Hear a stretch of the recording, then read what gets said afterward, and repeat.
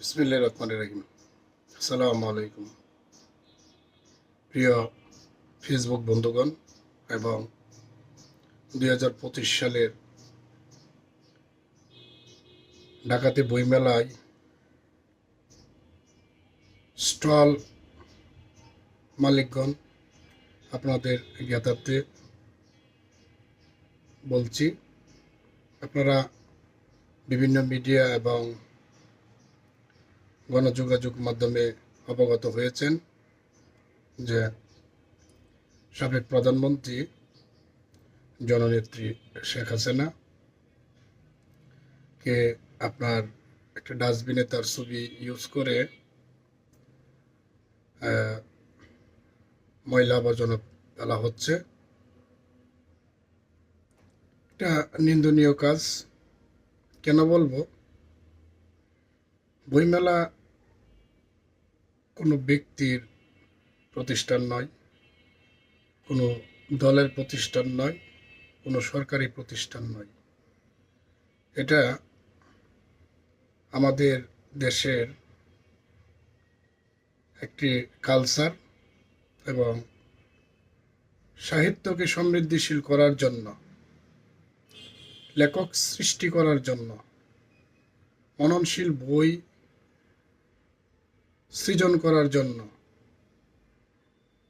এখানে বিজ্ঞান ভিত্তিক বই পুস্তক রয়েছে, ধর্মীয় বই পুস্তক রয়েছে, কলা কৌশলী বই পুস্তক রয়েছে, সাহিত্যের বই পুস্তক রয়েছে। অর্থাৎ পুস্তক, এই পুস্তকগুলো সব শ্রেণীর লোকদের জন্য। এখানে বর্তমান সরকার, জামাত,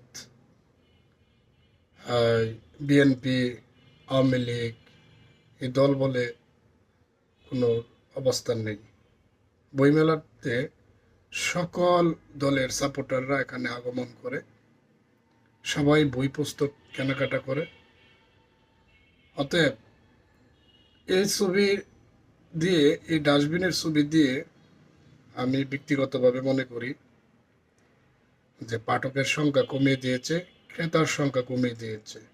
স্টল মালিকগুলার কে বড় ধরনের ক্ষতি করেছে জনাব শফিকুল আলম সাহেব, প্রেস সচিব, বর্তমান উপদেষ্টাদের একজনের, এবং তিনি একজন সাংবাদিক।